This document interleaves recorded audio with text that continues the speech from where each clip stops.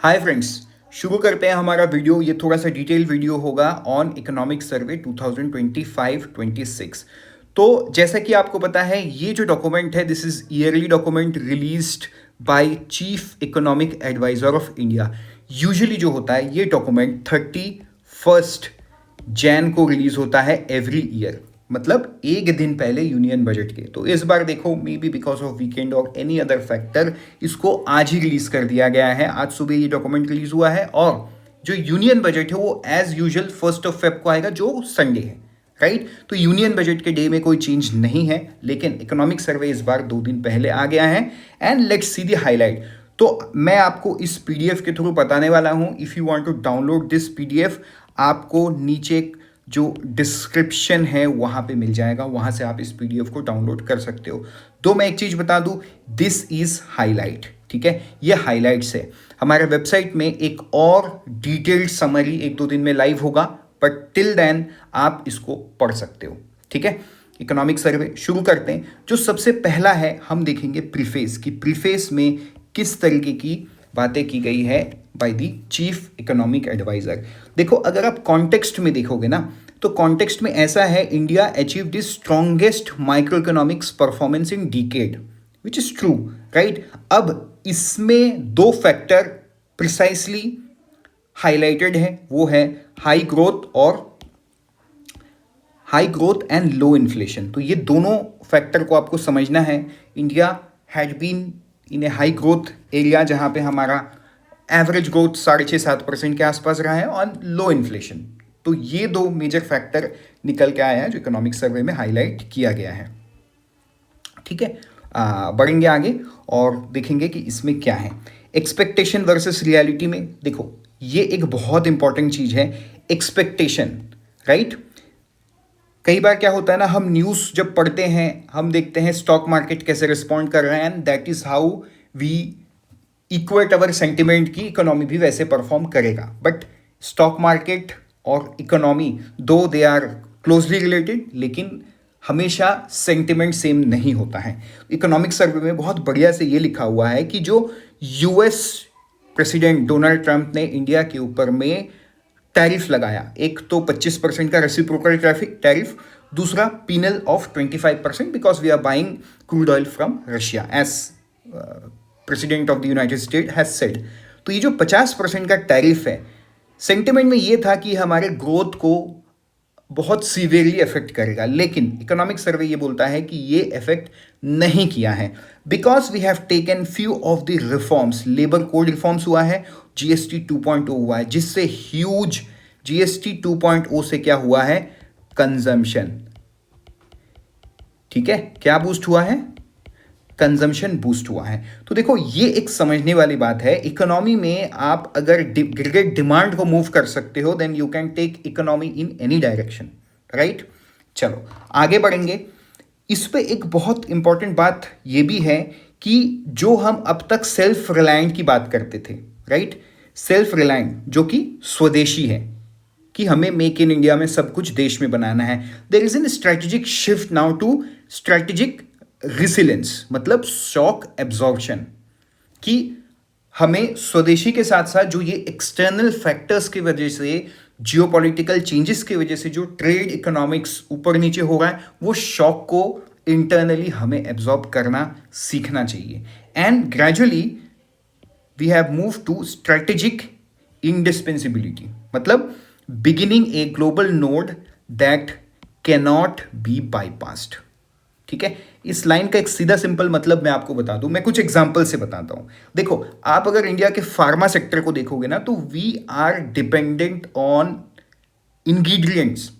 China के ऊपर में हम डिपेंडेंट है, बहुत सारे छोटे छोटे और बड़े बड़े मेडिसिन में जो भी इंग्रेडिएंट यूज होता है हम डिपेंडेंट है, but still we are pharmacy of the world. So completely India को बाईपास नहीं कर सकते, हम आज उस जगह पे आ गए हैं। So we have become an strategic इंडिस्पेंसिबिलिटी।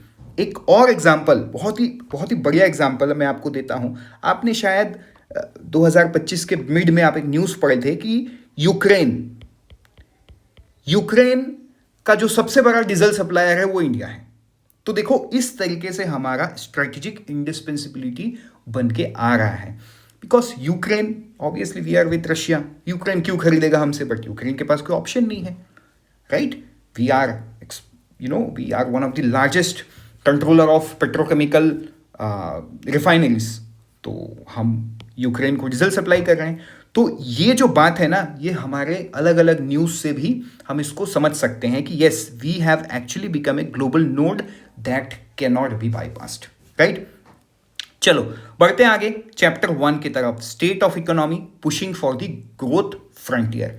देखो ये मैंने पीआईबी से एक इमेज मैं लगा दिया हूं, इसमें बहुत सारा फैक्चुअल डेटा है, और एग्जाम के फेस 1 में, किसी भी एग्जाम के फेस 1 में data is very very important, ठीक है?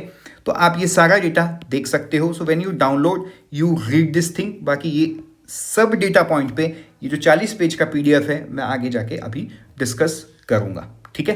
बढ़ते हैं आगे और ग्लोबल इकोनॉमी की तरफ बढ़ते हैं कि ग्लोबल इकोनॉमी में चीफ इकोनॉमिक एडवाइजर क्या बोल रहे हैं, राइट? अगर आप ग्रोथ फॉरकास्ट की बात करोगे, देखो यहाँ पे ग्रोथ फॉरकास्ट की बात करोगे तो जो एमर्जिंग मार्केट है 1.7% के आसपास, राइट? सॉरी, जो एडवांस इकोनॉमी है एई, जो एमर्जिंग मार्केट है वो देखो कितना आगे है 4.4, और जो ग्लोबल एवरेज है दैट इज अराउंड 3.3, राइट? तो इस तरीके से आप ग्रोथ फॉरकास्ट, ये 2025 का ग्रोथ फॉरकास्ट 2026 का भी आप देख सकते हो। एमर्जिंग मार्केट और एडवांस इकोनॉमी में there is a difference, correct? तो दिस डज मीन दैट ये जो ईएमडीज कंट्रीज हैं, so basically they are the mover for global average, right? ये चीज को हम आगे भी देखेंगे और आगे बढ़ते हैं। पॉलिसी रेट्स इन ईएमडीज, जो इमर्जिंग मार्केट है, इसमें comparison China, Korea, Indonesia, Mexico और इंडिया के बीच में किया गया है। तो आप देखो मेक्सिको एक टाइम पे बहुत हाई लेवल पे था, but they have now come around 7%। लेकिन ये जो आप ग्रीन कलर का लाइन को देखो, इंडिया, वी स्टार्टेड अराउंड 6.25, एक फ्लैट रहा, and then now we are at 5.25। So this shows कि हम 2023 जनवरी से जो कंपैरिजन पीरियड यहाँ पे लिया गया है, वहां से लेके अभी तक we have contained our inflation, ठीक है? कंट्रोल तो देखो है ही, वो हमने ऊपर बात कर लिया, बट कंटेन्ड कि हम एक लेवल पे उसको रख पाए हैं using our all the tools that we have with us. तो ये पॉलिसी रेट से हमें समझ में आता है। अब policy rates in advance economies में देखो, policy rate in advance economy, right? यहाँ पे मेक्सिको, अगर मैं जनवरी 2023 की बात करूँ तो थोड़ा सा अलग ही है। बाकी आप मेक्सिको को छोड़ के सारे को देखो, they all are in almost sync. तो आप ये बोल सकते हो जो ईएमडीज है वो कितने क्लोजली रिलेटेड है। लेकिन अगर आप एडवांस इकोनॉमी की बात करो तो देखो they are not that closely related, दो मतलब Eurozone, euro area is there are multiple countries, तो थोड़ा सा उसका डेटा अलग ही निकल के आता है। बट आप देख सकते हो इन्फ्लेशन हाई था, जिस वजह से उनका पॉलिसी रेट्स भी हाई था, करेक्ट? अब एक बहुत बढ़िया कॉन्सेप्ट को यूज किया गया है। देखो एग्जाम में इस तरीके के सवाल आपको पूछ सकते हैं, इकोनॉमिक स्टेटक्राफ्ट। ये इकोनॉमिक स्टेटक्राफ्ट का मतलब क्या है, इस मतलब को समझते हैं, वर्सेस इकोनॉमिक पॉलिसी। देखो इकोनॉमिक पॉलिसी क्या है, एक बड़ा सिंपल सोचो, इकोनॉमिक पॉलिसी मतलब जो ट्रेडिशनल टूल्स है, रेपो रेट हो गया, आपका फिस्कल पॉलिसी हो गया, मॉनेटरी मैनेजमेंट हो गया, जो टूल्स ट्रेड्स के होते हैं कि आपको प्रोटेक्ट करना है आप सब्सिडी दे दो, आपको प्रोटेक्ट करना है आप टैक्स कम कर दो, आपको एक्सपोर्ट में उनको बढ़ावा देना है तो आप एक्सपोर्ट पॉलिसीज में चेंज करो। सो that's how any country achieve it's economic goal by economic policy. लेकिन एक नया टर्म इसमें इंट्रोड्यूस किया गया है, वो है इकोनॉमिक स्टेटक्राफ्ट। इसके मतलब को आपको समझना चाहिए फॉर योर एग्जाम। अब इकोनॉमिक स्टेटक्राफ्ट का मतलब क्या है, देखो दिस इज एग्जैक्टली और almost same as economic policy, लेकिन ये थोड़ा सा एग्रेसिव है। एग्रेसिव क्या है, ये क्या करता है, कुछ स्टेप आगे बढ़ के जो एडवांटेज पे है वो कंपेल करते हैं, राइट? डराते हैं, धमकाते हैं, टैरिफ लगाते हैं, एंड उस ऑब्जेक्टिव को अचीव करने की कोशिश करते हैं। सो आज के दिन में यूएस को आप इस एग्जाम्पल पे रखो और देखो यूएस क्या कर रहा है। So basically you will understand the meaning of economic statecraft, ठीक है? आपको ट्रेड करना है, आप बताओ कि मैं तो टैरिफ लगा दूंगा मेरे से ट्रेड नहीं करोगे तो। सो बेसिकली है वो इकोनॉमिक पॉलिसी, बट जो करने का तरीका है, ऑब्जेक्टिव अचीव करने का जो तरीका है, that is little different, that's why it is known as economic statecraft. तो मैं अगर इकोनॉमिक सर्वे के लैंग्वेज में बोलूँ तो क्या लिखा हुआ है, economic statecraft goes a state further by employing economic tools to achieve foreign policy और national security objective such as compelling a country to stop hostilities with a third party to liberalise its market. करता है वही चीज, but it's completely different, it's aggressive, correct. तो इस तरीके से अभी आप एक simple example, USA versus Canada जो चल रहा है, उस न्यूज़ को आप थोड़ा सा 1-2 दिन का पढ़ लो, आपको इकोनॉमिक स्टेटक्राफ्ट और अच्छे से समझ में आ जाएगा, ठीक है। चलो, तो इसमें देखो कुछ फैक्चुअल डेटा ये है कि इंडिया के कॉन्टेक्स्ट में FY26, ठीक है, FY26 का जो हमारा एडवांस एस्टिमेट है वो है 7.4%। देखो ये सब नंबर आपको याद करना पड़ेगा, नहीं तो मुश्किल हो जाएगा, ठीक है। FY27 का जो रेंज बताया गया दैट इज 6.8 से लेके 7.2% के बीच में।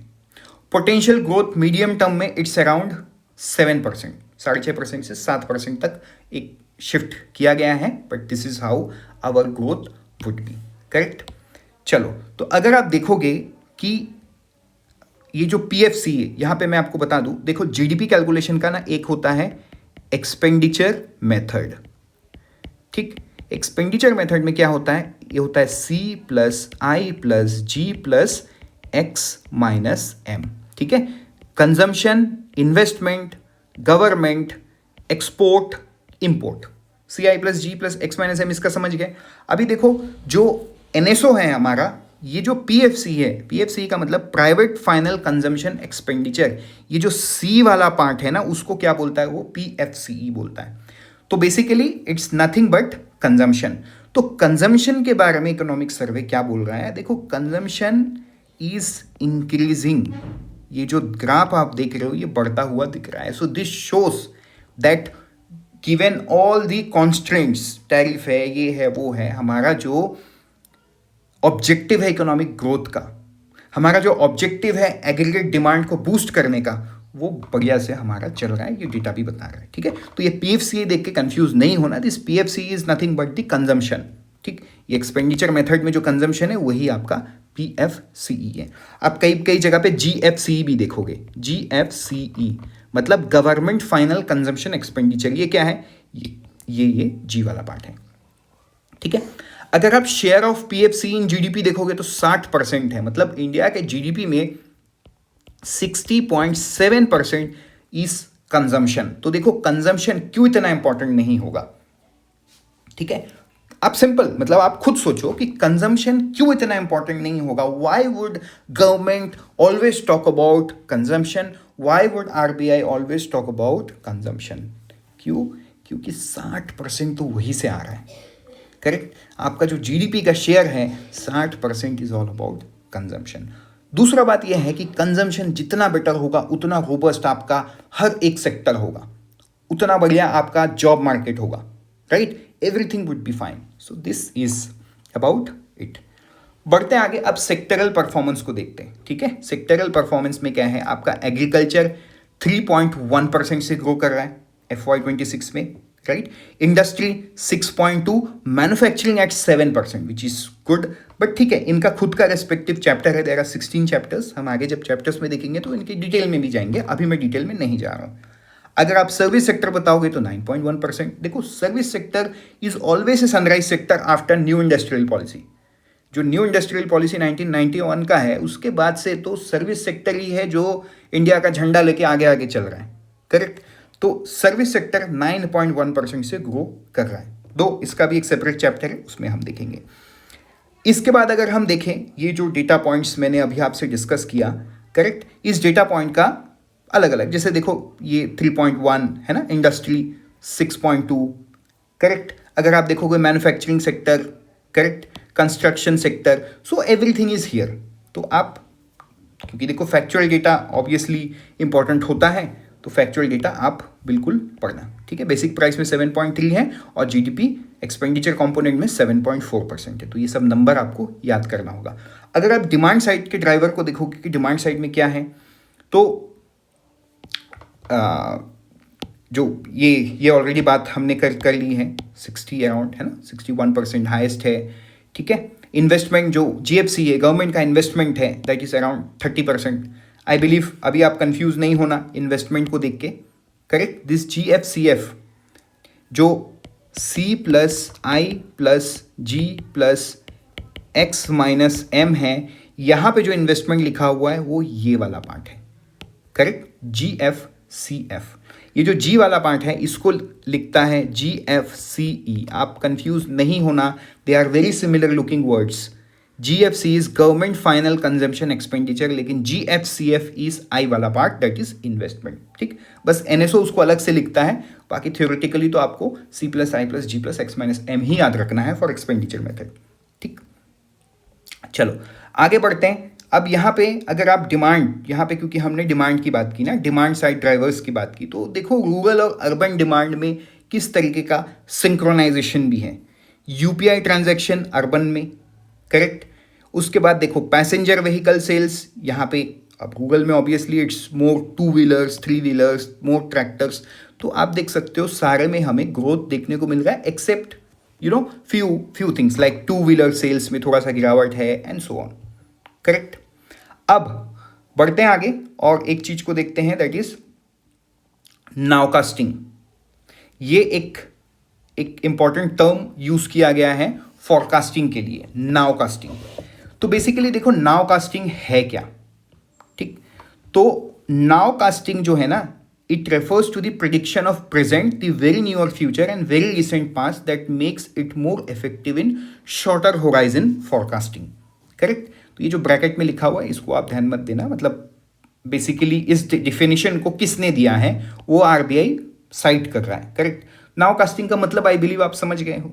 नाउकास्टिंग का एक सीधा सिंपल उदाहरण मैं ये दूं, आज इकोनॉमिक सर्वे को रिलीज किया गया है, बट बहुत शॉर्ट टर्म का पुराना डेटा और बहुत ही प्रिसाइज डेटा को यूज करके एक प्रोजेक्शन बनाया जाता है। अब ये जो प्रिसाइज डेटा है ना, they are released very frequently, so they are being used, इसीलिए इनको बोला गया है हाई फ्रीक्वेंसी इंडिकेटर्स। तो बेसिकली ये जो नाउकास्टिंग में डायनेमिक फैक्टर मॉडल में इकोनॉमिक सर्वे ने टोटल 17 इंडिकेटर्स का यूज किया है, ठीक है। अब ये 17 इंडिकेटर्स क्या है ये बिल्कुल आपको याद रखने की जरूरत नहीं है, लेकिन इसमें लिखा हुआ है, आप ये नंबर को याद रखो। सो एक सिंपल एग्जांपल दूं, जैसे देखो GDP नंबर, ठीक है, CPI, WPI, PMI, ये सब मंथली डेटा है, लेकिन इसका जो ऑफिशियल नंबर है लेट से GDP का, वो तो क्वार्टर के एंड में आता है, वो भी थोड़ा डिलेड है, करेक्ट। तो आप क्या कर सकते हो, मंथली ये नंबर को ट्रैक करके आप एक बहुत क्लोज प्रोजेक्शन कर सकते हो, वही है नाउकास्टिंग का मतलब। अभी देखो I gave you example of GDP, लेकिन आप पूरे इकोनॉमी की बात करोगे तो इकोनॉमी में it's not about GDP, it's about almost everything, right. So economic survey में टोटल 17 ऐसे इंडिकेटर्स का यूज करके ये नाउकास्टिंग मेथड के थ्रू प्रोजेक्ट किया गया है, ये इकोनॉमिक सर्वे बता रहा है, करेक्ट। तो देखो ये सब नंबर्स या ये सब ना फैक्चुअल चीज आपको याद होना चाहिए, बिकॉज अभी RBI का इंटरव्यू है उसमें भी आपको पूछ सकते हैं, या may be there are other exams where you have to write, और फिर आगे से भी कभी इंटरव्यू आएगा तो उसमें भी पूछ सकते हैं, करेक्ट। चलो आगे बढ़ते हैं, लॉजिक देखते हैं इसमें किस तरीके के और कनेक्शन की बात की है। डोमेस्टिक डिमांड एंकर, ठीक है। डोमेस्टिक डिमांड एंकर क्या है कि एक्सपोर्ट लेड जो वल्नरेबिलिटीज थी because of tariff and all, वो सारा चीज हमने हिंदी में कहावत है ना कि आपने हवा का रुख बदल दिया। तो बेसिकली हवा का रुख आपने बदला कैसे, आपने GST 2.0 रिफॉर्म कर दिया। तो जो टैरिफ से डर ये था कि हमारे जो छोटे मैन्युफैक्चरर हैं उनके प्रोडक्ट अब US मार्केट में महंगा हो जाएगा तो खरीदेगा कौन, आपने GST 2.0 रिफॉर्म करके आप वही सामान इंडिया में बिकवा दिए। सो बेसिकली कंजम्पशन बूस्ट हुआ और आपको वो टैरिफ कुछ कर ही नहीं पाया, correct. So that's what the economic survey is telling about. Then there is a QE infinity trap. अब ये क्या है? The survey cites that this concept by Albert Clau to warn that prolonged loose monetary policy in the West has led to the financial fragility, inflation, asset price without boosting real productivity. तो देखो ये हमारे control में नहीं है। जो advance economies का monetary policy है, वहाँ का जो सेंट्रल बैंक है वो पॉलिसी किस तरीके से बनाता है, वो कहीं ना कहीं इमर्जिंग मार्केट को इफेक्ट करता है, करेक्ट। एंड आपको फिर यूएस का एग्जांपल इसलिए दूंगा क्योंकि वाइडली न्यूज़ में वही कवर होता है। आपको ध्यान होगा जो फेड रिजर्व के चेयर है उसके साथ इवन डोनाल्ड ट्रंप का पब्लिकली बहुत सारा बातचीत होता है, correct. What Donald Trump wants Fed Reserve वो नहीं करता है, and that's how an independent monetary policy works. So that's a good example. But the thing is that क्योंकि उनका वो प्रोलॉन्ग्ड बैठे रहना एक ही प्राइस पे, तो वो कहीं ना कहीं जो हमारे जैसे इकोनॉमी है इमर्जिंग मार्केट उनको इफेक्ट करता है। इट लेड्स टू फाइनेंशियल फ्रिजिलिटी, उसी को QE इन्फिनिटी ट्रैप कहा गया है, ठीक है। फिर बढ़ते हैं आगे और चैप्टर 2 की तरफ। चैप्टर 2 में क्या है? Fiscal development anchoring stability through credible consolidation, ठीक है। इसमें फैक्चुअल डेटा में क्या है? जो आपका प्रोविजनल एक्चुअल्स है फाइनेंशियल ईयर 25 का, वो 4.8 deficit, which is very very important, क्योंकि आपको FRBM एक्ट में क्या करना है? FRMB, सॉरी, ठीक है, FRMB एक्ट में आपको आपका जो डेफिसिट है उसको में एक ग्लाइड पाथ मेंटेन करना है। You have to reduce it over time, correct. तो वो आप यहाँ पे अचीव होता हुआ अभी तक दिख रहा है। FY26 का टारगेट इज 4.4%। अब यूनियन बजट में किस तरीके का आएगा वो आप आगे पढ़ लेना। लेकिन अगर आप देखोगे कि रिसेंट पास्ट में ड्यूरिंग कोविड-19 फाइनेंशियल या इकोनॉमिक बूस्ट करने के लिए भारत सरकार ने बहुत पैसा खर्च किया था, तो तब जो हमारा ये था ये 9.2% पे पीक किया था। But yes, see we have maintained a very good glide path of deficit. तो हम ये बोल सकते हैं जो FRMB का ऑब्जेक्टिव है वो हम कहीं ना कहीं फुलफिल कर रहे हैं, करेक्ट। तो बढ़ते हैं आगे। फाइनेंशियल एंकर्स और क्या क्या है? Debt target. अगर आप डेट टारगेट देखोगे तो भारत सरकार ने एक डेट टारगेट लिया है यूनियन बजट में, वो है a medium term target to reduce central government debt to GDP to 50% +1- by FY31। मैं बता रहा हूं ये बहुत इंपॉर्टेंट लाइन है, फिर से मैं बताऊंगा, this is one of the most important line. आज के दिन में हमारा जो डेट टू GDP है वो लिटिल हायर है, इसको हमें कम करके कितना लाना है? 50% +- 1 के आसपास लाएंगे। हमारा जो टारगेट हमने लिया है वो FY31 तक का लिया है, ठीक। अगर आप एक्सपेंडिचर क्वालिटी की बात करोगे, देखो एक्सपेंडिचर इज इंपॉर्टेंट, करेक्ट, क्योंकि हमें क्या समझ में आता है, भारत सरकार या राज्य सरकार पैसे खर्च करेगी तो जो एग्रीगेट डिमांड है वो बूस्ट होगा, चाहे किसी भी सेक्टर से आए, डिमांड तो बूस्ट होगा। लेकिन उससे ज़्यादा ज़रूरी है हमें क्वालिटी को देखना कि हम ये कर कहाँ रहे हैं। तो अगर आप हमारे केपेक्स को देखोगे ना, this has exponentially rose over the last few years, ठीक है, एक्सपोनेंशियली रोज। तो आप देख सकते हो किस तरीके से ये बढ़ता हुआ आपको दिख रहा है, ठीक।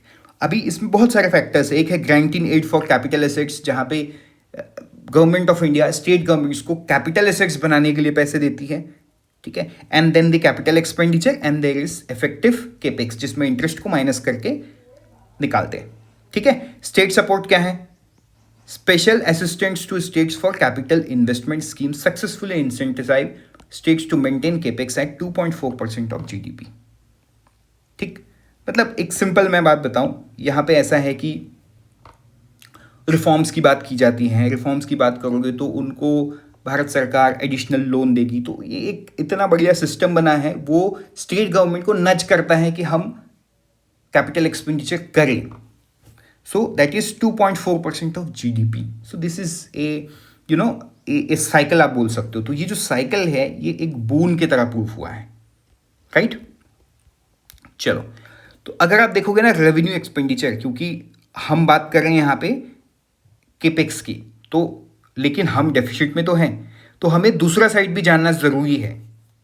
Capex is good side of it, because through capex we are creating assets and assets is going to pay you in long term.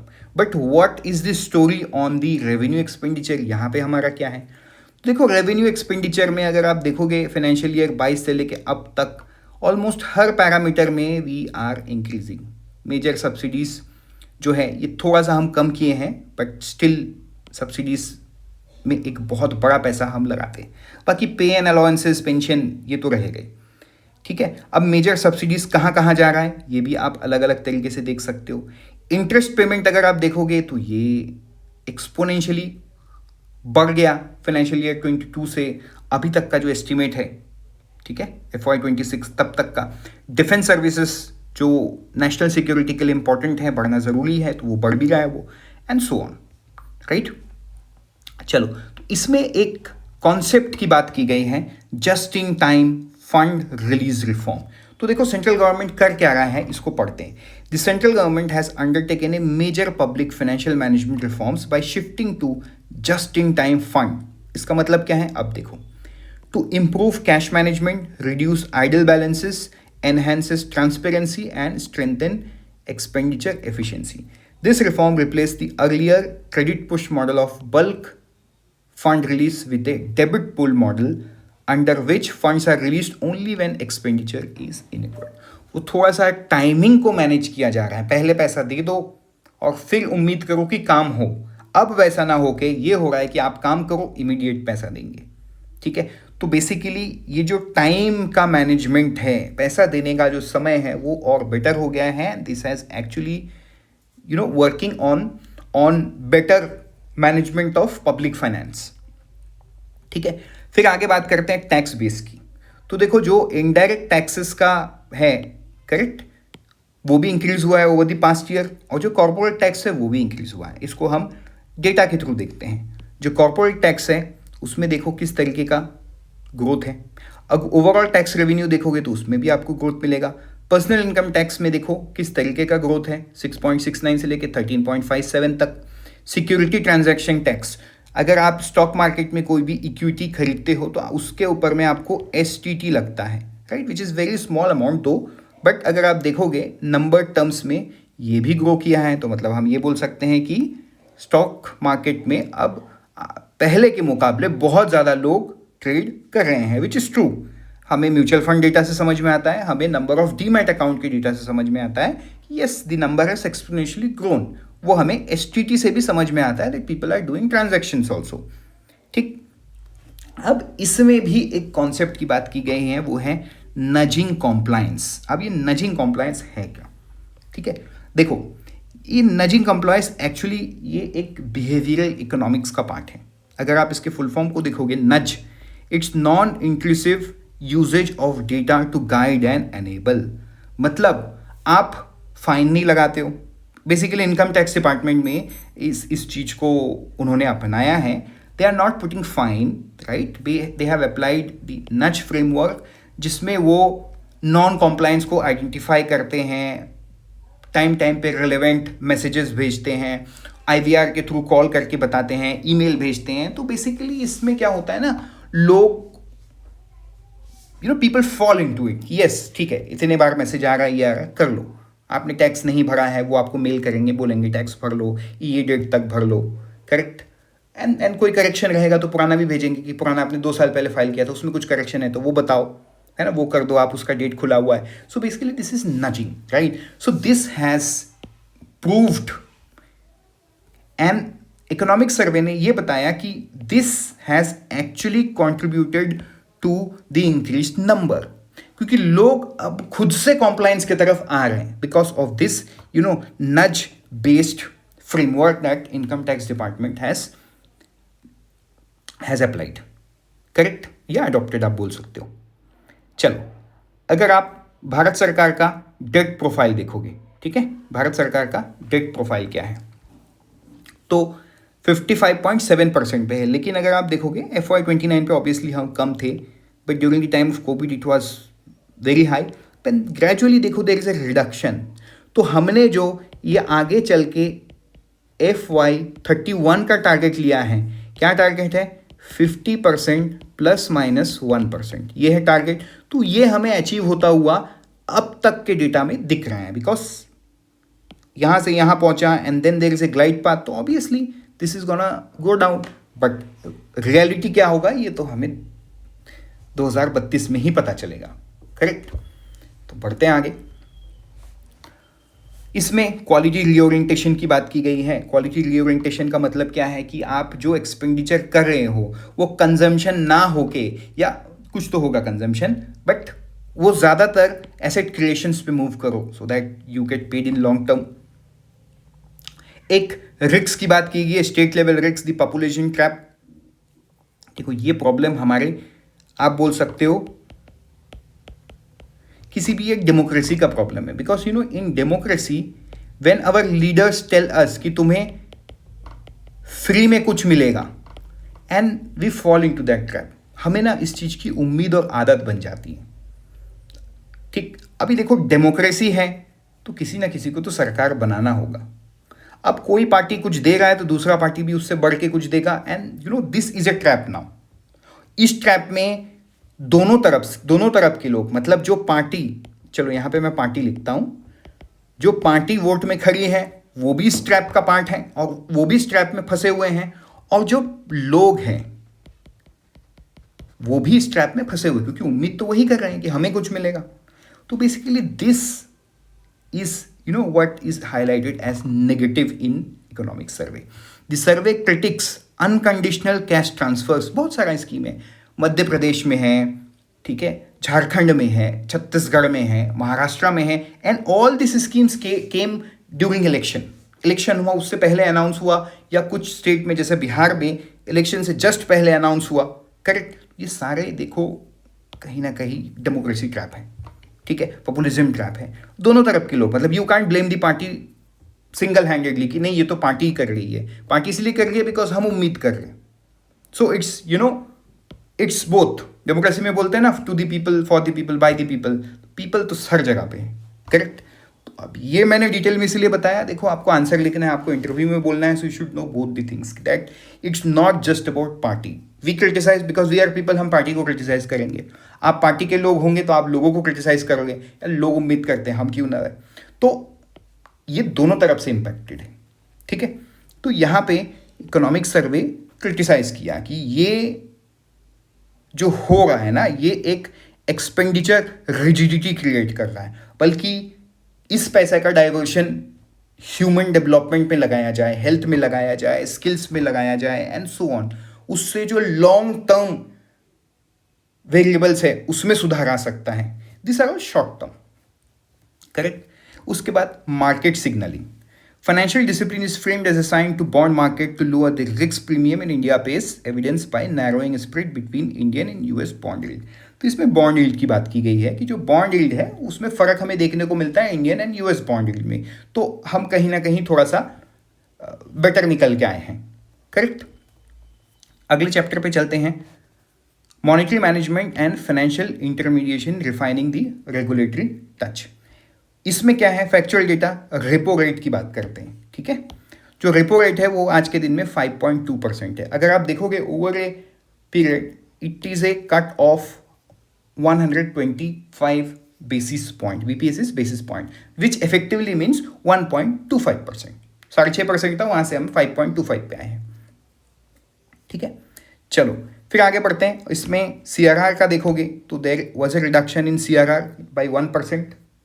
तो CRR के रिडक्शन से क्या हुआ, जो फ्री मनी, देखो रेपो रेट का कम होने का मतलब क्या है कि सेंटिमेंट, यस कम हुआ है रेपो रेट, मतलब बैंक्स को पैसे चाहिए, वो आरबीआई जाते हैं, then eventually what they get is they pay less interest rate, and because repo rate is low the effective interest rate in the economy is on the lower side, but ये तभी आपको effect करेगा जब आप loan लोगे, मतलब मैं banks की तरफ से बोल रहा हूँ। लेकिन अगर आप CRR का सोचो, CRR इज फ्री मनी, यहाँ पे आपको कहीं जाने की जरूरत नहीं, कुछ करने की जरूरत नहीं है। आरबीआई ने जिस मोमेंट पे इसको कम किया उस मोमेंट पे एक बहुत बड़ा capital which is 2.5 lakh crore free हो गया।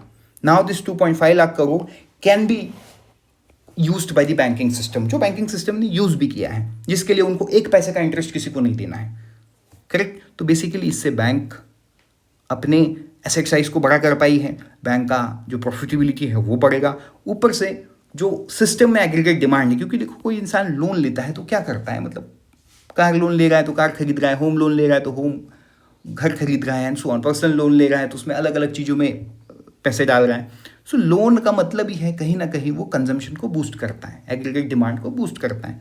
तो आप 2.5 लाख करोड़ का एग्रीगेट डिमांड बूस्ट कर दिए by just one major.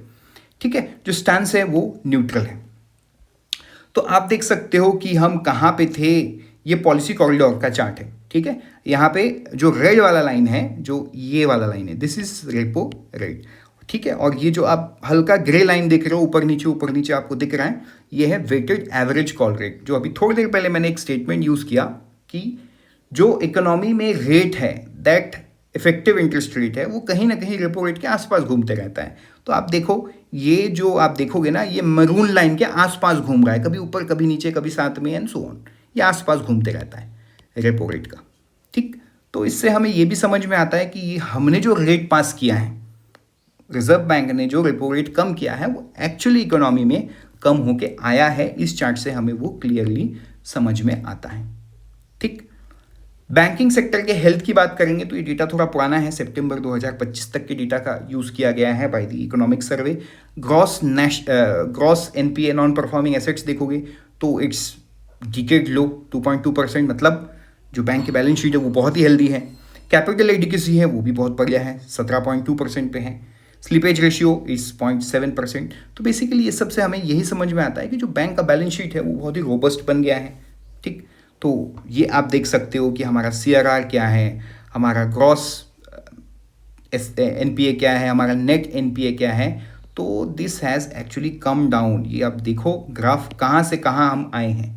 So this shows A robust banking system in the country, right. आप फिर return on asset, return on equity of schedule commercial bank का देख सकते हो, which is largely great. IBC performance अगर आप देखोगे ना, इंसॉल्वेंसी एंड बैंक्रप्सी कोड, तो जो रिकवरी रेट है वो 30% है। रेजोल्यूशन टाइमलाइन अब 2 साल से कम का है, मतलब विच इज़ एक्चुअली गुड, क्योंकि आप इस सिंगल हैंडेडली एक चीज से ईज ऑफ डूइंग बिजनेस, ठीक है, इस पूरे इकोसिस्टम को आप बेटर बना रहे हो IBC परफॉर्मेंस से। बिकॉज देखो, एंट्री लेना बहुत आसान है, बट एक्सिट कितना आसान होगा, ये पूरा लाइफ साइकिल है ईज ऑफ डूइंग बिजनेस का। ठीक है, not everyone take exit, but there has to be a process where you can go out because that necessary. ठीक है, there has to be a way. It doesn't mean कि there is a way तो आपको जाना ही है, क्यों जाना है, नहीं जाना है, but there has to be a way. आपको पता होना चाहिए, इकोनॉमी में वो सिस्टम बना होना चाहिए। तो IBC वो तरीका है, करेक्ट। अब इकोनॉमिक सर्वे हाईलाइट में एक और चीज है गिफ्ट सिटी के बारे में। ठीक है, जो IFSCA यूनिफाइड रेगुलेटर है, उसके अंडर में इंडिया में एक ही IFSC है, मतलब इंटरनेशनल फाइनेंशियल सर्विस सेंटर, जो कि आपका है गिफ्ट, गांधीनगर, गुजरात। ठीक है, अभी हमारे कुछ बच्चे इस पे सेलेक्ट हुए हैं, कुछ दिन पहले इंटरव्यू था, रिजल्ट भी आया है। सो ये जो गिफ्ट सिटी है, इस पे क्या क्या हुआ है, बैंकिंग एंड क्रेडिट ऑपरेशन आज के दिन में 35 IBUs है, right. Capital market, debt market, ये भी देखो $88 बिलियन का मंथली टर्नओवर है। स्पेशलाइज्ड फाइनेंशियल सर्विसेज में 33 एयरक्राफ्ट लेजर है, ठीक है, 303 एविएशन एसेट्स है, 34 शिप लेजर्स है, मतलब जो समंदर में चलता है, that ship, 28 vessels, correct. Boolean tradings actually IIBX, India international bullion exchange, वहीं पे है। ठीक, 2022 से ऑपरेशनलाइज है। तो उसमें 185 qualified jewellers, vault capacity of 151 tonne and so on. फिर आप आगे देखोगे फंड मैनेजमेंट एंड इंश्योरेंस में देखोगे तो इसमें भी 194 फंड मैनेजमेंट इंश्योरेंस की बहुत सारी कंपनीज इसमें फंक्शन कर रही है। तो दिस ऑल्सो शोज कि ये जो हमारा IFSC है ये भी वेल परफॉर्मिंग, ठीक है, वेल परफॉर्मिंग है। चलो आगे बढ़ते हैं। Structural cost of capital. ठीक, देखो कॉस्ट ऑफ कैपिटल क्या है, आई बिलीव आपको पता है। आप जब कहीं से लोन लेने जाते हो तो वो लोन आपको कितने परसेंटेज में मिल रहा है, so that is cost of capital, because loan is what, the money that you are going to get is capital, correct. अब कॉस्ट ऑफ कैपिटल का मतलब वो कितना परसेंट आपको पे करना है इज द कॉस्ट। ठीक, तो सर्वे क्या बोलता है, India's high cost of capital is structural because the country runs a current account deficit. To lower the interest rate substantially India must transform into a surplus generating economy. Simple अगर मैं आपको समझाऊं, हमारा जो एक्सपोर्ट है वो क्या है, वो कम है किसके मुकाबले, इंपोर्ट।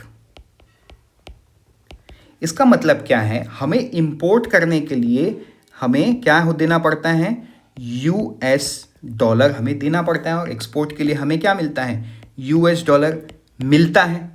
तो इफेक्टिवली जब दोनों को आप प्लस माइनस करोगे तो आपको वैल्यू नेगेटिव में मिलेगा। What ever value you get, you will get in negative.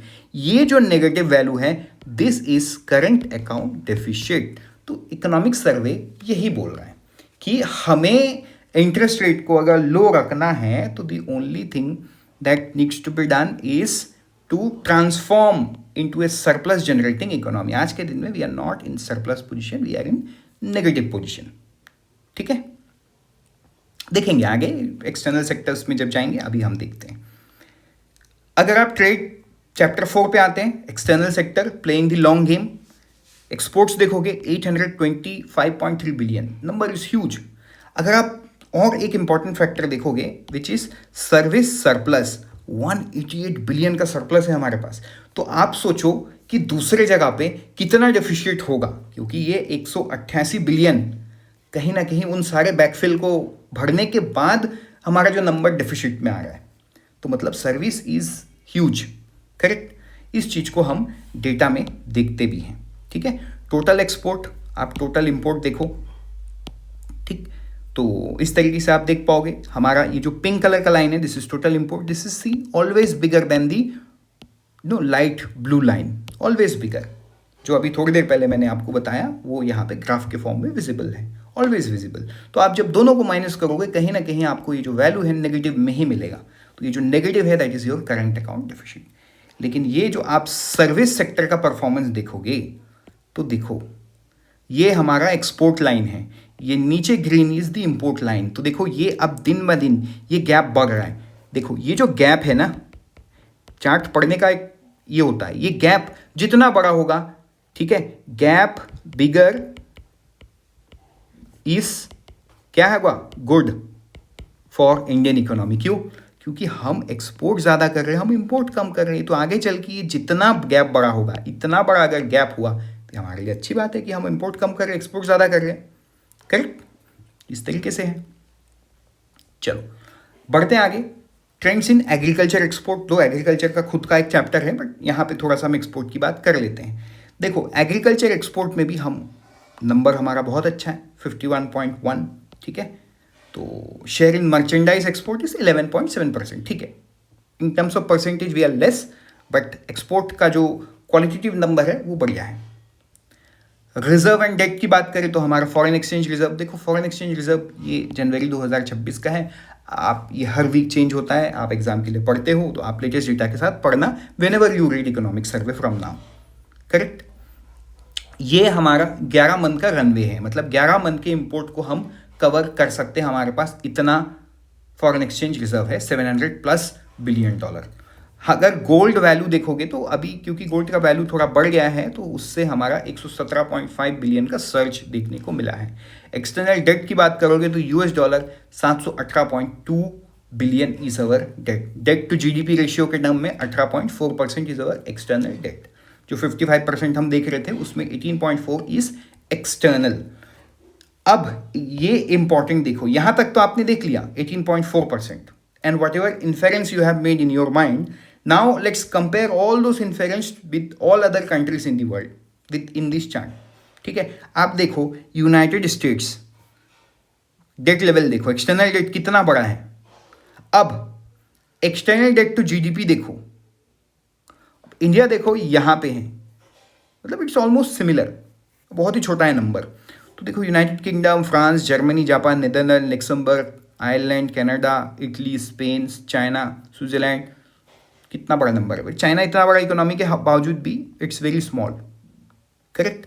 तो whenever you see data, आपको थोड़ा सा और ड्रिल डाउन करोगे तो आपको पूरा पिक्चर क्लियर होगा कि ओके 718 बिलियन हमारा डेट है, जो 18.4% है ओवरऑल डेट का इज अवर एक्सटर्नल डेट, लेकिन इसी डेट को आप जब दुनिया के नज़र से कंपेयर करोगे तो we are at the minimum side. ठीक है, चलो उसके बाद net international investment position NIIP, India is the 11th largest debtor globally. ठीक है, नेट क्रेडिटर की अगर बात करोगे Singapore, Korea, Switzerland, Canada, euro area, so they are net creditor, देते हैं पैसा लोगों को। डेटर की बात करोगे तो देखो US यहाँ पे कितना बड़ा माइनस पे है, correct. So that's how we are. तो ये नंबर 1, नंबर 2, 3, 4, 5, 6, 7, 8, 9, 10, 11, तो हम क्या है 11th लार्जेस्ट डेटर है ग्लोबली विथ -0.3%। ठीक है, ये नंबर, ये फैक्ट्स आपको याद होने चाहिए। तो कई बार देखो, इसीलिए मैं यहाँ पे ना डेटा पॉइंट लिखने के साथ साथ आपको एक विजुअल इमेज भी दिखा रहा हूँ, so that you are able to relate how. ठीक, यहाँ पे मैं सिर्फ 11 लार्जेस्ट बता देता आपको समझ में नहीं आता, लेकिन अब आपको समझ में आ रहा है कि in comparison to the other countries देखो हम कहाँ पे, करेक्ट। देन ग्लोबल फ्रिक्शन की बात करें, सर्वे क्या बोल रहा है, imposition of reciprocal traffic tariff 25% और additional penal tariff of 25% Indian goods में जो 2025 में हुआ, ये कहीं ना कहीं ग्लोबल फ्रिक्शन को एक बढ़ावा दिया है। ठीक है, तो इस तरीके से है। और बढ़ते हैं चैप्टर 5 की तरफ, इन्फ्लेशन टेम्ड एंड एंकर्ड। क्या है इसका मतलब, देखो हेडलाइन इन्फ्लेशन की बात करें तो हेडलाइन इन्फ्लेशन ड्रॉप हुआ है, drop to an average of 1.7% April to December FY26। तो ये डेटा पॉइंट आपको याद करना पड़ेगा। फूड में देखोगे तो फूड में तो नेगेटिव इन्फ्लेशन चला गया था अक्टूबर 2025 में। देखो ये जब हम पढ़ते हैं, मतलब since I also take many live classes, तो मुझे ये समझ में आता है, आप जब नेगेटिव देखते हो तो आप सोचते हो कि ये तो बहुत अच्छी बात है, लेकिन देखो फूड में नेगेटिव होना अच्छी बात नहीं है। इसका मतलब ये है कि प्राइसेस कुछ प्रोडक्ट्स के ज़रूर इतने सस्ते होंगे जो हमारे फार्मर को नुकसान कर रहे हैं, तो which is not good. Producer अगर नुकसान में है तो ये सिंपल चीज़ सोचो, वो कितने दिन नुकसान सह सकता है, नहीं सह सकता। मतलब एक सिंपल नॉन इकोनॉमिक कॉन्टेक्स्ट में आपको दे रहा हूँ, एक सिंपल चीज़ समझो। आप अगर एक हफ्ते टमाटर नहीं खाओगे ना तो कोई दिक्कत नहीं है, मैं नहीं खाऊंगा तो कोई दिक्कत नहीं है, लेकिन अगर जो प्रोड्यूसर है वो एक हफ्ता टमाटर के खेत में नहीं जाके काम करेगा ना तो टमाटर सड़ जाएगा। So producer should not be a problem. तो मे बी ये नेगेटिव नंबर स्टैंडर्ड और नॉन इकोनॉमिक व्यू में अच्छा लगता है हमें, but when you go to the economic view actually it's a problem. ठीक है, एक्चुअली इट्स ए प्रॉब्लम, क्योंकि प्रोड्यूसर को प्रॉब्लम हो रहा है ना, प्रोड्यूसर को प्रॉब्लम नहीं होना चाहिए, specially on the food side and India के प्रोड्यूसर्स को स्पेशली। ठीक है, चलो फिर आगे बढ़ते हैं। ग्लोबल हेडलाइन इन्फ्लेशन की बात करो, देखो ग्लोबल हेडलाइन इन्फ्लेशन में पूरे वर्ल्ड का हेडलाइन इन्फ्लेशन, सॉरी EMDs जो इमर्जिंग मार्केट्स है वो 5.3 के एवरेज पे है। इंडिया का देखो ये ऑरेंज कलर का लाइन, तो वी आर लिटिल और better than our peers, because EMDs में हम भी आते हैं, तो उसके एवरेज से हमारा लाइन कितना नीचे है, तो वी आर बेटर। वर्ल्ड से भी हम नीचे हैं, मतलब वी आर बेटर। फिर एडवांस इकोनॉमीज देखो, advance economies they are far better than us, और मे बी अभी थोड़ी देर पहले हम मॉनेटरी पॉलिसी की भी बात कर रहे थे कि वो फ्रूगलिटी को मेंटेन करते हैं, वो बैठे हैं पॉलिसी रेट्स के ऊपर में। देखो this is one of the reason ना, हेडलाइन इन्फ्लेशन कम है तो बैठे रहे हो, करेक्ट। चाइना देखो, China is at very good position, almost at 0%, right, at this moment. चलो अगर कोर इन्फ्लेशन की बात करोगे तो कोर इन्फ्लेशन में इट्स स्टिकी एट 4.6। आपको कोई भी टर्म समझ में नहीं आया तो आप कमेंट सेक्शन में लिखना, I will help you out. Silver और गोल्ड एडजस्टेड कोर को अलग से किया गया, रीजन बीइंग क्योंकि in recent times silver and gold the price is really really high and it's growing, तो उनको एक्सक्लूड कर दोगे तो जो कोर इन्फ्लेशन है वो 2.3 पे ड्रॉप कर जाएगा। ठीक है, तो ये चीज आप इस ग्राफ में भी देख सकते हो, ठीक है, किस तरीके से core exclusive PND gold and silver है ना, कोर एक्सक्लूसिव बोथ किस तरीके से परफॉर्म किया है, आप सब देख सकते हो। ठीक है, बढ़ेंगे अगले चैप्टर में, chapter 6 agriculture and food chapter management, racing productivity, securing income and ensuring food security. ठीक, अभी देखो सबसे पहले आप एक चीज समझो, ये बहुत इंपॉर्टेंट लाइन है कि एग्रीकल्चर में कितने लोग रहते हैं और क्या उसका कंट्रीब्यूशन है। इकोनॉमिक सर्वे क्या बोलता है? Agriculture and allied activity contributes nearly 1/5 of India's national income at current prices but account for 46.1% of the country's total workforce. मतलब 46% लोग एग्रीकल्चर में जी रहे हैं, but the contribution is 1/5 at the national income. ठीक है, अब इसमें देखो सेक्टर ग्रोथ कितना है, 3.1% सेक्टर ग्रोथ है। उसके बाद allied services, allied sectors, agri and allied sectors, जिसमें लाइव स्टॉक, फिशरीज है ना, सब आ जाता है। This at 5 to 6% acting as a buffer against crop volatility. Correct, क्योंकि देखो कहीं ना कहीं लार्जली किसान बहुत है जो मल्टीपल चीज़ें कर रहे हैं, तो आप यहाँ पे आपको प्रॉब्लम है तो आप वहाँ से उसको सेटल कर रहे हो, ऐसा है। Correct. Food grain and horticulture में देखो it's continue to outpace food grains. ठीक, तो ये जो डेटा पॉइंट्स हैं, इसी डेटा पॉइंट्स का चार्ट हम देख सकते हैं। It's at 4.6%। अगर आप डिकेडल परफॉर्मेंस देखोगे एग्रीकल्चर का तो actually it is now much better. ये 85 का है, 1976 से 1985 का है, और ये जो है 2015-16 से लेकर 2024-25 तक का है। तो यू सी कि there is a growth in terms of GDP, लेकिन जो ग्रोथ एक्चुअली में होना चाहिए था वो नहीं हुआ है।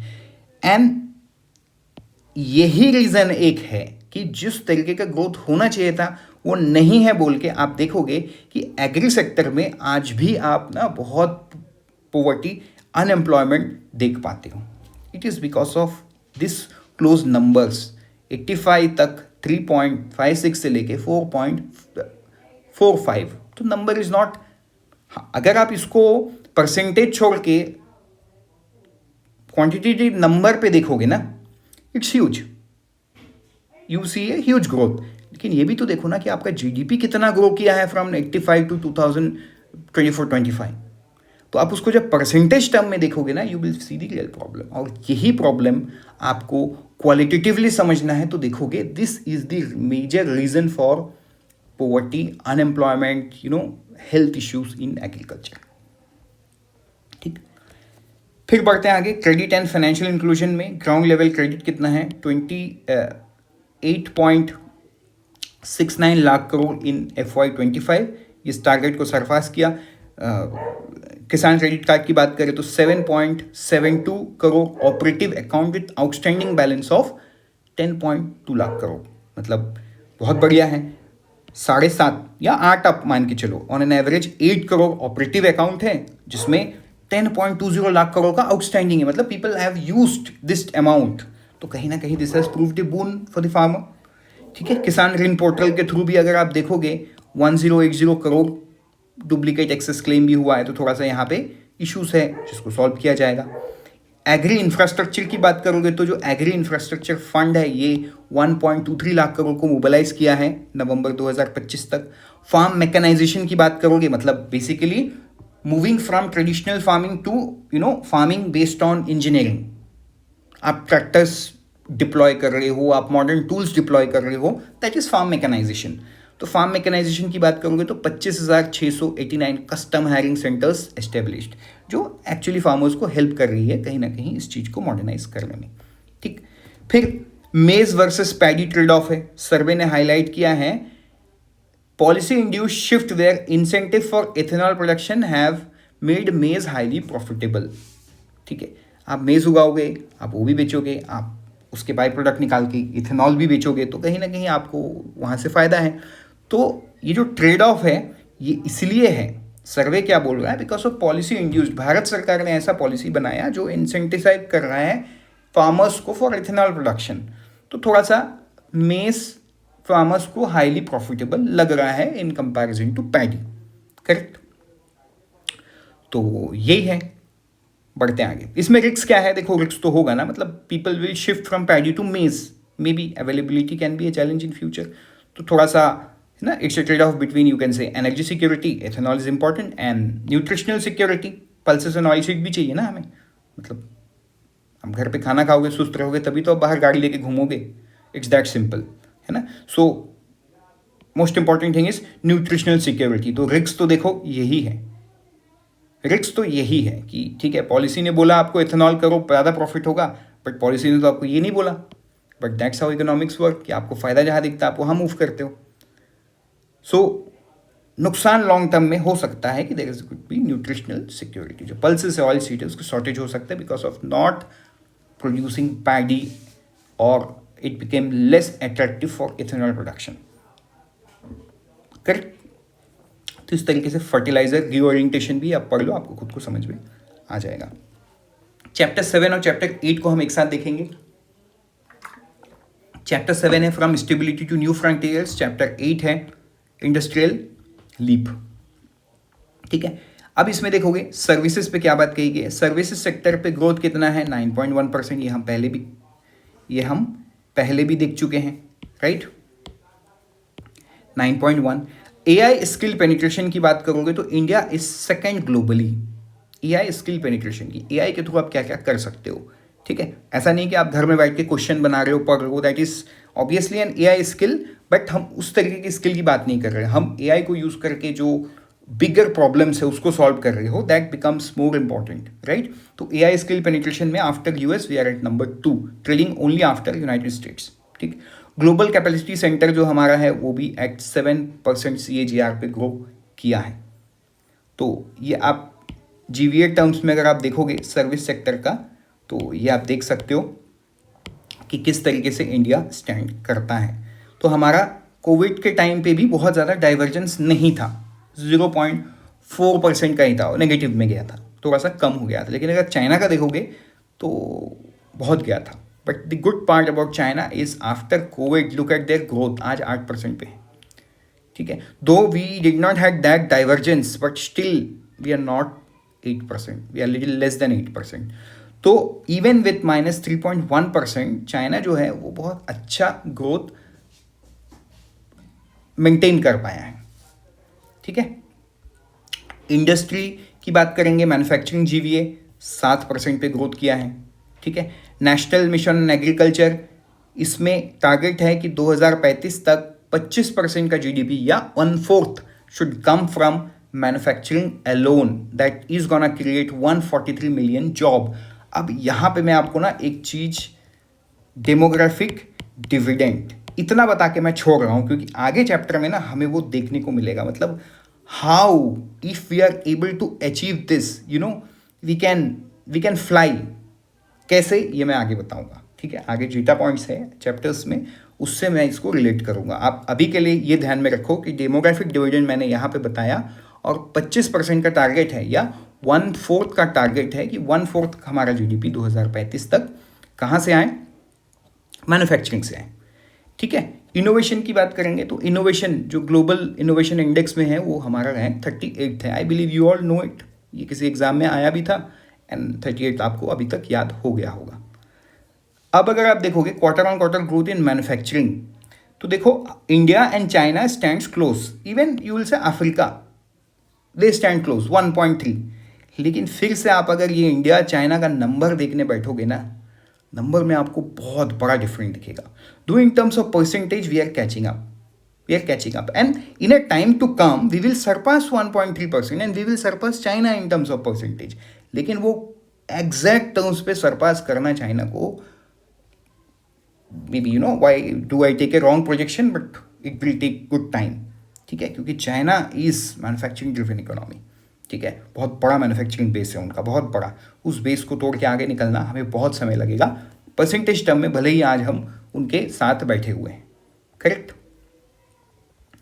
फिर ग्लोबल एक्सपोर्ट की बात करोगे, मैन्युफैक्चरिंग, मतलब ये सब हम मैन्युफैक्चरिंग की बात कर रहे हैं, ठीक है। ये MF मैन्युफैक्चरिंग। तो देखो ये जो अगर मैं एक लाइन बनाऊं तो आप देखो एक बढ़िया सा लाइन बन रहा है, which you see is a line of growth. So what does this mean, that even though we are not catching up with China, but still हम एक अच्छे जर्नी की तरफ बढ़ रहे हैं, वेयर इट्स ग्रोइंग। यहाँ पे देखो कितना छोटा सा गैप, बट यहाँ पे कितना बड़ा लाइन मैं बना सकता हूँ। तो बेसिकली ये एक्सिस वाले लाइन से जितना ऊपर होगा उतना बेटर हम आगे बढ़ रहे हैं, करेक्ट।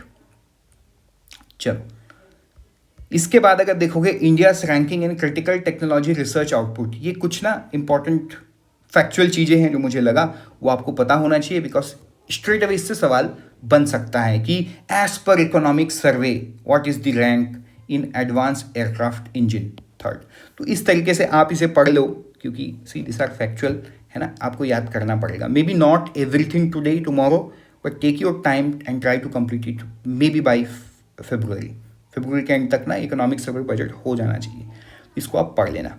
पढ़ते हैं चैप्टर 9 की तरफ, investment and infrastructure strengthening connectivity, ठीक है, कैपेसिटी।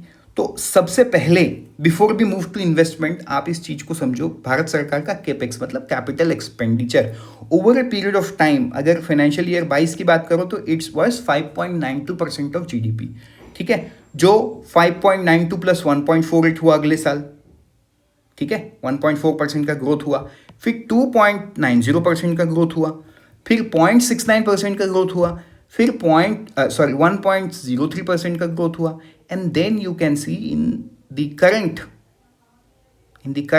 बजटरी एस्टिमेट जिस समय पे हम चल रहे हैं उसमें है 11.21%, which is huge actually, correct. तो ये जो जर्नी है हमारा कैपिटल एक्सपेंडिचर, मैं इसीलिए यहां पे लिखा क्योंकि कैपिटल एक्सपेंडिचर को ही क्या बोलते हैं, कैपेक्स। तो ये आपको याद होना चाहिए, ठीक है। चलो अब इसमें बहुत सारा पॉइंट है। देखो रेलवे में ट्रैक अपग्रेडेशन कितना हुआ, 78% of the tracks upgraded for 110 plus kilometre, क्योंकि that's how you are going to run advance trains like Vande Bharat and all. आपके ट्रैक्स ही नहीं रहेंगे तो आप वंदे भारत कहाँ चलाओगे, आपको तो पहले ट्रैक चाहिए कि आप वो स्पीड को सस्टेन कर पाओ। तो रेलवे ने ट्रैक अपडेट किया। डेडिकेटेड फ्राइट कॉरिडोर, देखो फ्राइट कॉरिडोर ये जो डीएफसी है ना, ये बहुत इंपॉर्टेंट है, करेक्ट, क्योंकि आप सामान एक शहर से दूसरे शहर कितना जल्दी भेजोगे उतना कॉस्ट सेविंग है, इंडस्ट्री को भी रेलवे को भी। So it's not about railway कि रेलवे की एक गाड़ी सिटी ए से सिटी बी तक पहुंच गई, no, it's about time and money. हो सकता है वो सामान पेरिशेबल है, उसको 4 दिन लग जाते जाते तो 4 दिन उसका लाइफ ही खराब हो जाएगा, करेक्ट। इसीलिए DFCs are more important. Western DFC near completion, ठीक है। लार्ज स्केल डिप्लॉयमेंट ऑफ कवच, कवच क्या है, जो ट्रेन एक्सीडेंट आमने सामने आता है ना तो वो कवच उसको बचाता है, तो जो ट्रेन एक्सीडेंट प्रोटेक्शन है कवच उसका डिप्लॉयमेंट हो रहा है। एयरपोर्ट काउंट डबल हो गया, 164 हो गया 2025 में। एयर कार्गो 2.95 मेट्रिक टन हो गया, मतलब ये भी बहुत बढ़िया हो गया। कार्गो हैंडलिंग, एयरपोर्ट बढ़ गए हैं, कार्गो एक्सपैंड हुआ है तो कहीं ना कहीं वो तो बढ़ेगा नंबर। शिप एंड वाटरवेज जो टर्न अराउंड टाइम है वो 43 हावर्स से लेके 30 हावर्स तक कम हुआ है। शिप बिल्डिंग अगर बात करोगे तो 69,725 करोड़ का पैकेज अप्रूव किया है, इंक्लूडिंग मैरीटाइम डेवलपमेंट फंड। तो शिप बिल्डिंग कहीं ना कहीं इज प्रूविंग ए बून। आप जीआरसी कोलकाता को देखो, कितना शिप बना के अलग अलग कंट्रीज को बेच रहे हैं। Mazdon, not Mazdon, what is it, I think Cochin shipyard limited, वो भी कर रहे हैं, करेक्ट। इस तरीके का पावर सेक्टर में देखो, पावर सेक्टर में there are reforms, you know, then जो इंस्टॉल कैपेसिटी है वो ज़्यादा है, 509.74 गीगावाट 2025 तक नवंबर, ठीक है। फाइनेंशियल टर्न अराउंड देखोगे तो जो सारे डिस्कॉम्स है ना, they recorded a positive profit after tax of 2 in financial year 25। देखो इस पे थोड़ा सा हम डिस्कस करते हैं, करेक्ट। यहाँ पे भी ना वो डेमोक्रेसी वाली बात मैं लाऊंगा, मतलब मोस्ट ऑफ दिस डिस्कॉम इसको डिस्ट्रीब्यूशन कंपनी भी बोलते हैं, मतलब ये मैं लिख देता हूँ, क्या बोलते हैं, डिस्ट्रीब्यूशन कंपनी। जो इलेक्ट्रिसिटी डिस्ट्रीब्यूट करती है ना वो एक अलग कंपनी होती है under the state government. In most of the state it is controlled by the state government except tier 1 cities, जहाँ पे जैसे कोलकाता में इट्स CESC, मुंबई में I think it's Reliance Power, Adani power, ऐसे 2-4 लोग और भी होंगे। ऐसे बड़े बड़े शहरों को छोड़ दोगे तो लार्जली स्टेट का ना एक ही डिस्ट्रीब्यूशन कंपनी होता है जो राज्य सरकार के अंडर में होता है। तो राज्य सरकार जो वोट मांगती है तो बोलती है कि हम तो इतना यूनिट फ्री में देंगे, तो कहीं ना वो तो फ्री में बोल दी, बट प्रॉब्लम किसको हो रहा है ना, डिस्ट्रीब्यूशन कंपनी को हो रहा है, उनको तो पे करना होता है। They are distribution company, they are not generators, they are not gencos, they are just distribution. वो तो किसी पावर प्लांट से बिजली खरीद के ला रही है, और वो पावर प्लांट जो बिजली बना रही है जेनेको, वो कोयला या रॉ मटेरियल कहीं से खरीद रही है। तो अल्टीमेटली देखो ये जो प्रॉब्लम है ना, नीचे से ऊपर तक लोगों को टर्माइट की तरह प्रॉब्लम कर रही थी। एक सिंपल से एग्जांपल दे रहा हूँ। डिस्ट्रीब्यूशन कंपनी लाइक से एनटीपीसी से खरीदी, एनटीपीसी कोयला खरीदता है कोल इंडिया से, तो डिस्ट्रीब्यूशन कंपनी का समय से पैसा पे नहीं कर पाई टू एनटीपीसी, तो एनटीपीसी समय से पे पैसा नहीं कर पाएगा टू कोल इंडिया। अब कोल इंडिया तो भारत सरकार की कंपनी है अंडर मिनिस्ट्री ऑफ कोल, तो प्रॉब्लम कहाँ पे पहुँच रहा है? प्रॉब्लम एकदम ग्राउंड लेवल से पहुँच रहा है भारत सरकार के दरवाजे तक, मिनिस्ट्री ऑफ कोल तक। तो कहीं ना कहीं इस पे रिफॉर्म करना बहुत इंपॉर्टेंट है। तो भारत सरकार ने एक अच्छा स्कीम चलाया, उन्होंने हर राज्य सरकार को बोला कि आप पावर सेक्टर में रिफॉर्म करो, ठीक है, आप पावर सेक्टर में रिफॉर्म करो, आपको हम 50 साल के लिए इंटरेस्ट फ्री लोन देंगे। There was scheme something like that. So बहुत सारे स्टेट्स उसका फ़ायदा उठाए हैं and they started doing reforms. So basically ये जो रिफॉर्म का ही नतीजा है कि आप इन डिस्ट्रीब्यूशन कंपनी जो आज से 1 साल पहले लॉस में थे, आज आपको वो अपने बैलेंस शीट में पीएटी दिखा रहे हैं, मतलब प्रॉफिट आफ्टर टैक्स दिखा रहे हैं 2700 करोड़ का। Correct. So why I am telling it in the form of story, because that's how you are going to connect. कुछ डाउट रहेगा तो आप कॉमेंट सेक्शन में पूछ सकते हो, ठीक है। फिर बढ़ेंगे आगे, chapter 10 environmental and climate change, building a resilient, competitive and development driven India. तो ये सब देखो डेटा बेस्ड है, ठीक है। reached 135.81 gigawatt solar and 54.51 gigawatt of wind energy by December 2025। Correct. ये वही विंड एनर्जी है जिसको कुछ दिन पहले डोनाल्ड ट्रंप ने क्रिटिसाइज किया था यूरोप के कॉन्टेक्स्ट में। Correct. So you should know, because see that's how you are going to remember ना, ग्लोबल कॉन्टेक्स्ट में आपको याद रहेगा तब। तो हमेशा जब न्यूज़ पढ़ते हो ना तो ऐसे रिलेशन ढूंढो तो याद रहेगा। न्यूक्लियर एनर्जी का जो टारगेट है ये 100 गीगावाट का है by 2047। Nuclear energy is a clean energy, solar wind is also a clean energy, ठीक है, बट सोलर और विंड से ज़्यादा एफिशिएंट न्यूक्लियर एनर्जी है, ठीक। तो ये सब अब स्टोर कैपेसिटी का आप देख सकते हो चार्ट्स। क्रिटिकल मिनरल में हम कहाँ पे हैं? 1 gigawatt of solar power requires 18.5 ton of silver and over 10,000 ton of aluminium. Correct. कि सोलर पावर 1 गीगावाट जनरेट करने में हमें क्या रिक्वायर्ड चीज़ें हैं। कॉपर का प्राइस आप देखोगे वोलेटिलिटी हाई है, ठीक है। May be this could be a point where it becomes a strategic choke point, copper का प्राइस बढ़ गया तो, ठीक है। ग्लोबल ग्रीन फाइनेंस की बात करोगे तो देखो सोवरेन ग्रीन बॉन्ड ये कंटिन्यू मोबाइलाइज कर रहा है पब्लिक सेक्टर में, ठीक है। इसका एक जीता जाता एग्जाम्पल है, आपने कुछ दिन पहले इसमें भी पढ़ा होगा न्यूज़ में, गाज़ियाबाद ने मई 2025 में 150 करोड़ रुपए उठाया, इंदौर ने फरवरी 2023 में 244 crore, Ahmedabad Baroda 100 crore 200 crore respectively in February 2024। Proceeds का पैसा water treatment, solar plant, sewage treatment इस पे लगाया। तो बेसिकली कहीं ना कहीं we are moving towards green bond. दो दिन नंबर इज स्मॉल बट ठीक है, कहीं से तो शुरुआत हो रहा है। Correct. Important is that. So अगर आप देखोगे ना स्टेट का क्या प्लान है, state action plan on climate change क्या प्लान है, ये सब आप देख सकते हो, ठीक है। 2010 से लेकर 15 तक क्या था, 2020 ऑनवर्ड क्या है। So this is for you to read, remember, because exam में लिखना है, इंटरव्यू में बोलना है, फैक्चुअल डेटा तो IBPS पूछता ही है। फाइन। फिर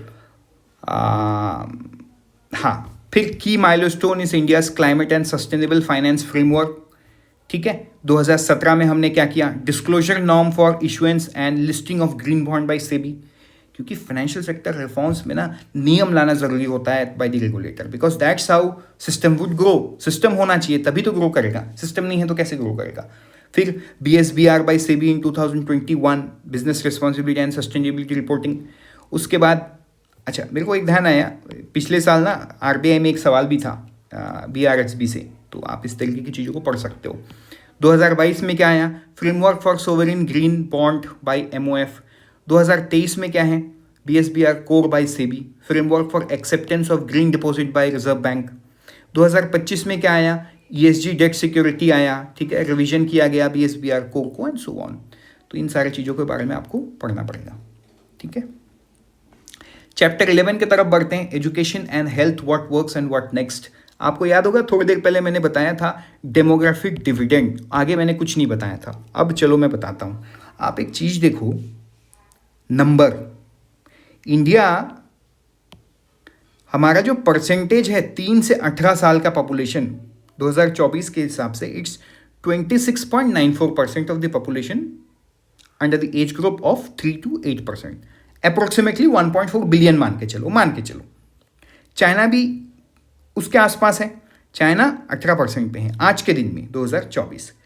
अब डाउन द लाइन जो हम विकसित भारत की बात कर रहे हैं, अमृत काल के खत्म होने की बात कर रहे हैं, मतलब 2047, उस समय के नंबर को देखो, India would be at 20.14 and China would come down to 10.44। तो मतलब this is the time to use the energy of this people, ठीक है, क्योंकि देखो 3 से 18 है, मतलब हमें उन्हें प्रॉपर स्कूलिंग देना होगा, प्रॉपर एजुकेशन देना होगा, तभी तो 18 साल बाद जब वो जाके कहीं पे काम करेंगे वो कंट्रीब्यूट कर पाएंगे इकोनॉमी में, because at that time we may become a developed economy, but still demographic dividend हमारे पास रह जाएगा। 20.14 will still be younger in age group of 3 to 18%, versus China आधा ऑलमोस्ट। तो कहीं ना कहीं ये एक जो डेमोग्राफिक डिविडेंड है इसको हमें यूज़ करना है ना, we have to educate this people, जो नंबर हमें यहाँ पे दिख रहा है। तो इसमें हम क्या कर रहे हैं, जो स्कूल इंफ्रास्ट्रक्चर है इंपॉर्टेंट है, अभी हम समझ गए करना है, कैसे कर रहे हैं ये भी समझते हैं। Basic facilities, electricity in schools reach 97%, girls toilet at 96%। छोटा छोटा चीज़ है, ये नहीं था हमारे पास, girls toilet should be different, ये नहीं था, आज 96% है, लेकिन अभी भी देखो 4% स्कूलों में नहीं है। तो कहीं ना कहीं the girl child they will not be encourage to go to the school because of lack of toilet. मतलब एक छोटी सी चीज़ के लिए हम उन्हें एजुकेशन से वंचित रख रहे हैं। This is what the data says, correct, but data ये भी बोलता है कि यस वी हैव अचीव 96%, 4% भी कर लेंगे। इलेक्ट्रिसिटी 97 पे चले गए। ड्रॉप आउट इशू को हमने सॉल्व किया है, नेट एनरोलमेंट रेशियो लो है एट 52%, ठीक है। उसके बाद हेल्थ ट्रेंड में करोगे तो ठीक है, हेल्थ में थोड़ा सा ओबेसिटी डबल हुआ है। तो आई होप यू रिमेंबर, इस ओबेसिटी को लेके कुछ दिन पहले आई थिंक प्राइम मिनिस्टर ने कहीं पे तो बात किया था कि ओबेसिटी जो इंडिया में प्रॉब्लम नहीं था, but now it's emerging. You see this is a problem in western world, right? People are obese because of their choices of food, but India mostly they consume rice, but still fast pace tier 1 पे जो नए नए लोगों को job मिलता है, they prefer English breakfast and थोड़ा सा जंक फूड। तो all those things is contributing to obesity. आपको ये भी देखना है ना, क्योंकि इकोनॉमी तो चलाना किसको है, हम सभी को मिलके। So we all have to be healthy, that's the agenda. तो अल्ट्रा प्रोसेस फूड, इसमें देखोगे retail sales of 40 fold between 2006 and 19, जो मैंने अभी जंक फूड की बात की, ठीक है। Process food because that contributes to obesity as well. Mental health, इसको हम टेलीमानस के थ्रू सही कर रहे हैं, राइट, एंड सो ऑन। फिर आगे बढ़ते हैं, employment and skill development, getting skilling right, ठीक है। इस पे क्या है, जो एम्प्लॉयमेंट डेटा है, एम्प्लॉयमेंट इलेक्ट्रिसिटी है, manufacturing employment elasticity is rising, meaning more jobs are being created per unit of growth. That is true, क्योंकि मैन्युफैक्चरिंग में लोग चाहिए आपको। Everything can not be done by robotic automation, right? Everything cannot be done. Yes, in a time to come, है ना, in industrial development that happens. Robotic development होता है, आपने देखा है automobile sector is largely now automated, लेकिन एक समय था हर चीज़ों को हाथ से किया जाता था, लेकिन अब रोबोटिक आर्म का यूज़ किया जाता है। But still in India, considering MSMEs, per percentage growth in manufacturing is employing more number of people as expected, इसीलिए द एम्प्लॉयमेंट इज इलास्टिसिटी, ठीक है, उसका जो इलास्टिसिटी है दैट इज राइजिंग, ठीक। फैक्ट्री ASI देखोगे, large factories 100+ workers, they are growing faster in employment and so on, ठीक है। वेजेस जो है वो ज़्यादा मिल रहा है लोगों को because of specialised work, more work and so on. Skilling की बात करोगे, एम्प्लॉयबिलिटी एस्टिमेट ऑफ 53.6%। अप्रेंटिसेस की बात करोगे तो ऐसे बहुत सारे छोटे छोटे स्टेट्स है जो अपने में स्कीम चलाते हैं, बट सेंट्रल गवर्नमेंट भी अपना चलाता है, like PM Vishwakarma, skill India under NSGC, right, PMKVY 2.0। ठीक, तो इसके अलावा बहुत सारे स्किलिंग के अलग अलग स्टेट गवर्नमेंट्स के अपने भी हैं। So you know this analytical logic you read, you understand, जहाँ पे आपको दिक्कत हो आप पूछ सकते हो। ठीक है, चलो आगे बढ़ते हैं। Rural development and social progress from participation to partnership, इस पे किस तरीके की बातें हैं? देखो फैक्चुअल डेटा क्या बोलता है, multi dimensional poverty has decline sharply, real rural wages are rising. ठीक है, SHG नेटवर्क देखोगे, Lakhpati Didis, so target is to create 3 crore Lakhpati Didis women in SHG earning 1+ lakh annually. तो ये इंपॉर्टेंट है because that's how you transform rural areas, because in rural areas if a female becomes working educated ना, थोड़ा सा family में उसका प्रभाव ज़रूर पड़ता है। तो ये लखपति दीदी एक बून की तरह प्रूव कर रहा है इन दी रूरल इंडिया। ठीक, तो ये थोड़ा सा डेटा पॉइंट्स है, ये डेटा पॉइंट्स आपको पढ़ना है for interview, objective, descriptive and everything. Correct, चलो इंफ्रास्ट्रक्चर की बात करेंगे। PM ग्राम सड़क योजना के अंडर में 99.6% of eligible habitant connected with all weather roads, और ये और बढ़ता ही जा रहा है। ठीक है, plastic roads, Chhattisgarh successfully piloted 5.5 kilometre using plastic waste circular economy in action. ठीक है, प्लास्टिक रोड्स। फिर VGG राम जी, मतलब रिफॉर्मिंग किया गया मनरेगा को VGG राम जी में, राइट। तो इसमें बहुत सारा चेंज किया गया, 100 दिन से 125 दिन, उसके बाद एक स्ट्रैटेजिक पॉज की बात की गई, तो बहुत सारा बेनिफिट है इसमें। आई होप अब तक आप VGG राम जी को अच्छे से पढ़ लिए हो, आपको सारा चीज़ याद है। ठीक, आगे बढ़ते हैं चैप्टर 14 की तरफ।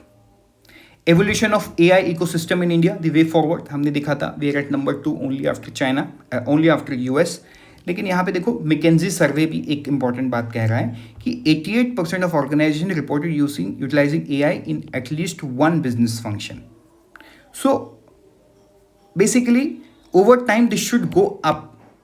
AI से जॉब नहीं जाएगा, AI से जॉब क्रिएट होगा, क्योंकि AI से एफिशिएंसी बढ़ेगा, प्रोडक्टिविटी बढ़ेगा। ठीक है, प्रोडक्टिविटी बढ़ेगा, एफिशिएंसी बढ़ेगा, तो लोगों की सैलरी बढ़ेगी, लोगों की सैलरी बढ़ेगी तो एग्रीगेट डिमांड में बूस्ट आएगा, तो ओवरऑल इकोनॉमी में कंट्रीब्यूट करेगा। सो that's how the cycle should be. Correct, तो मैकेंजी का जो सर्वे है वो क्या बोल रहा है कि over a period of time companies are adopting AI, मतलब आज के दिन में 88% is being used by at least 1 business vertical. मतलब एक सिंपल मैं बात करूँ, मान के चलो ये एक फैक्ट्री है, इसमें देर आर 5 फंक्शंस। ठीक है, तो एटलीस्ट इनका एक फंक्शन AI यूज कर रहा है, तो इस कंपनी को इस सर्वे में इंक्लूड किया गया है।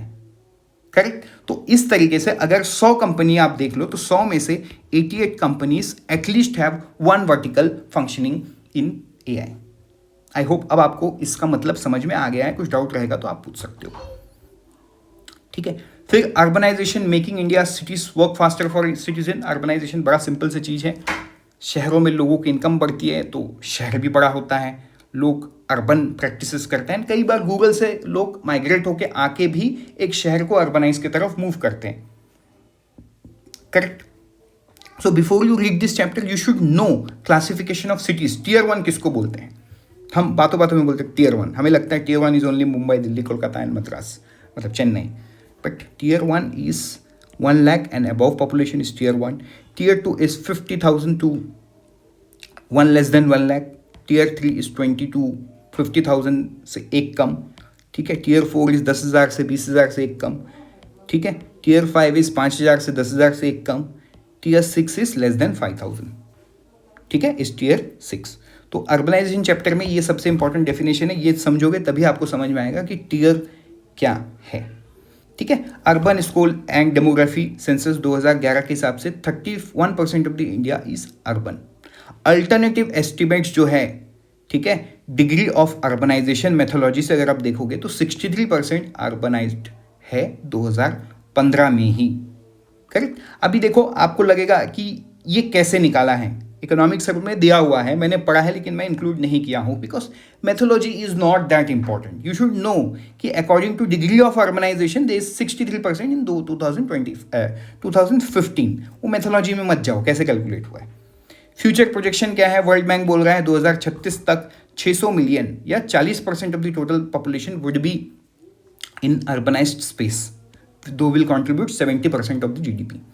ठीक, तो बाकी आप ये पढ़ोगे तो आपको ना समझ में आएगा। म्युनिसिपल फाइनेंस अभी हम थोड़ी देर पहले भी देखे हैं, रेवेन्यू शॉर्टफॉल को किस तरीके से वो करते हैं, वो अपना रेवेन्यू सोर्स बनाने की कोशिश कर रहे हैं।